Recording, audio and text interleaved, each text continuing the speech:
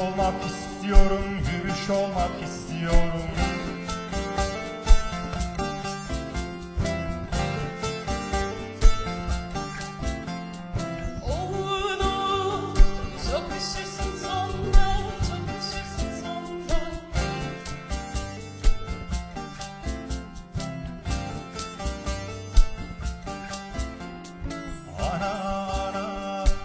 Olmak istiyorum, su olmak istiyorum.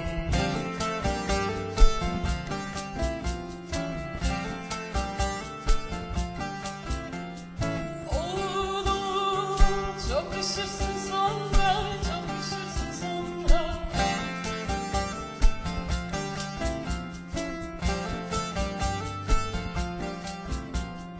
Ana ana, yastığına işle beni, yastığına işle beni.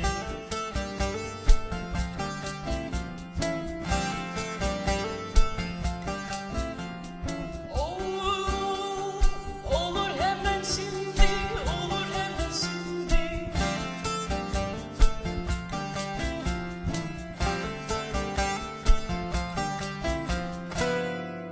Güzel bir türküyle açtık programımızı. Sözleri Federico Garcia Lorca'ya, müziği Ruhi Su'ya ait olan bir türküydü bu. Gümüş olmak istiyorum ana isimli bir türküydü. Evet, bugünkü konumuz analar, anneler.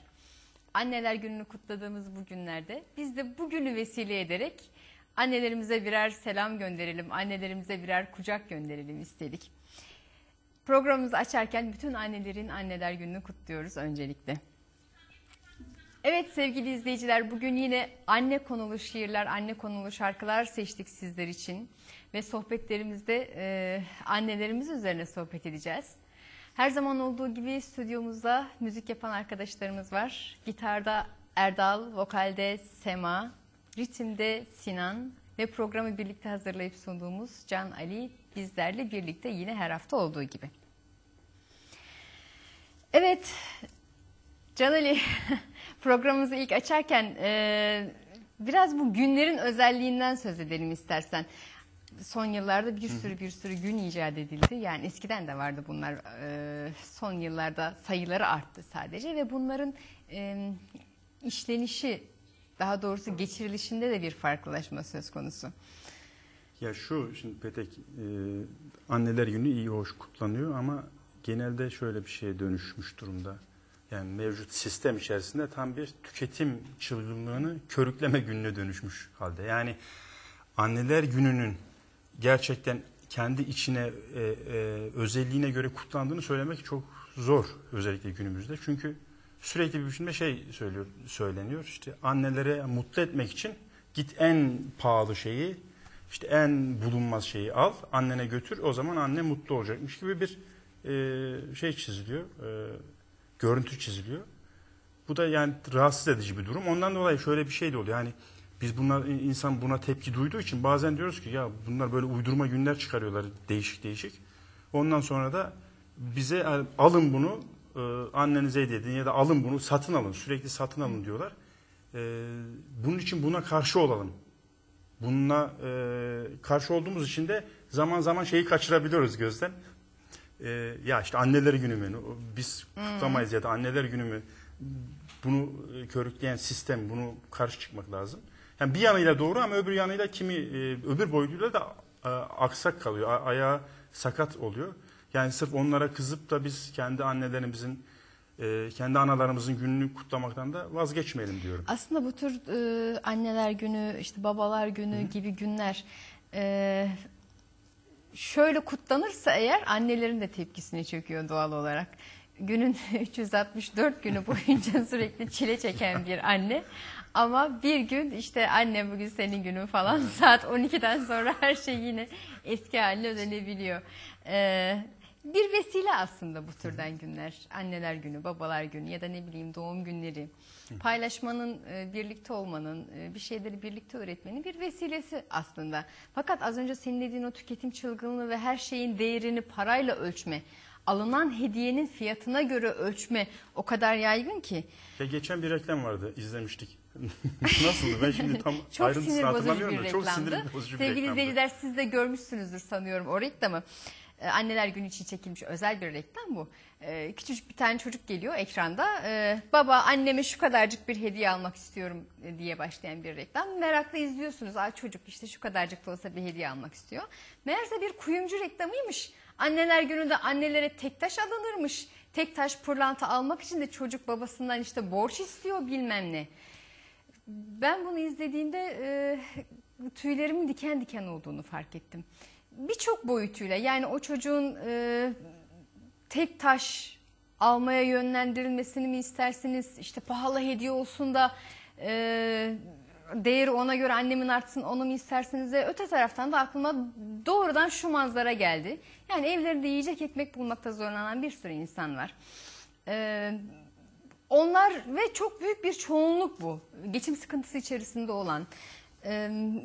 Gerçekten çok büyük bir çoğunluk. Şimdi orada Anneler Günü adına, reklam adına annesine bir tek taş pırlanta almanın özendirilmesini ben çok itici buluyorum. Çok itici zaten yani insan tepki duyuyor. Ben o reklam gördüm böyle bir evet. Gözlerim fal taşı gibi açıldı. Bu ne dedim yani hani kızıyor insan çünkü olacak şey değil. Ki anneler şunu isterler. Çocukları mutlu olsun. Sadece Anneler Günü'nde değil. Çocukları mutlu olsun. Çocukları huzurlu olsun. Ve bunu sağlayabilmek için de canlarını dişlerine takar annelerimiz. Birazdan size bir şiir okuyacağım sayın seyirciler. Orada da göreceksiniz. Bütün o sıkıntılara rağmen, bütün yoksunluklara ve yoksulluklara rağmen anneler neler neler yapıyorlar çocuklarını biraz mutlu edebilmek için, onların yüzünü güldürebilmek için. Tek taş pırlantalarmış, pahalı hediyelermiş bilmem ne. Hepsi gereksiz bunlar, sistemin körüklediği şeyler. Yürekten sevdiğimizi tabii. hissettirmek onlara. Hep derler ya bir öpücüğün yeter yavrum derler. Bir de şöyle bir şey hani tamam hediye almak olabilir. Bu hani paylaşım açısından hediye alınabilir. Ama gerçekten tek taş pırlantada değildir bu hediye ya da çok pahalı hediyelerde değil. Paylaşımın bir şeyi göstergesi ya da hani sen çok sevdiğin bir insana gerçekten ben çok sevdiğim bir insana bu illa anneme olması açısından söylemiyorum. Çok sevdiğim bir insana bir şeylerle onu mutlu etmek. Yani onun mutlu olduğunu görmek beni çok sevindirir. Şimdi aynı şekilde işte anneme de diyelim ya da yani annelerimize böyle bir şey yaptığımızda insan mutlu oluyor. Yani hediye almak hani hediye almamak gibi bir şey söylemiyoruz işte ama. Mutlu etmenin değeri yani fiyat parayla ölçülmesi, alınan hediyenin niteliğiyle niceliğiyle ölçülmesi o çok evet çok itici bir şey. Evet çok itici gerçekten.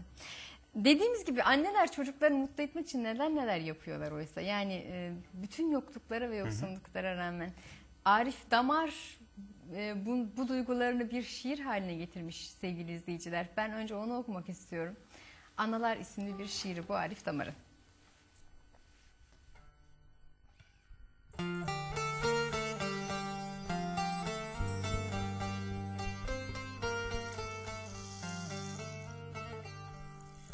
Analar, bu çocukları nasıl güldürüyorsunuz? Nasıl yaz gökleri gibi böyle durgun sular, iyi çağlar gibi? Kulaklarına neler fısıldıyorsunuz? Ne öğütler veriyorsunuz? Analar, bu çocukları nasıl güldürüyorsunuz? Bir çocuk koşuyor, ardından çocuklar. Koşuyor, biri daha koşuyor. Sarı at kuyruğu saçlar, kırmızı kurdeleler, benekli morlar. Bu etekleri nasıl biçiyorsunuz analar? Bu gömlekleri nasıl dikiyorsunuz? Analar, bu çocukları nasıl giydiriyorsunuz? Nasıl büyütüyorsunuz şaşıyorum. Şaşıyorum. O eti, o sütü nereden buluyorsunuz? Memelerinizi gür tutuyorsunuz. Bir top sıçrıyor. Ardından bir çocuk daha. Gücümüze güçler katıyorsunuz. Analar, utandırıyorsunuz. Çağı utandırıyorsunuz. Çağdaşı utandırıyorsunuz.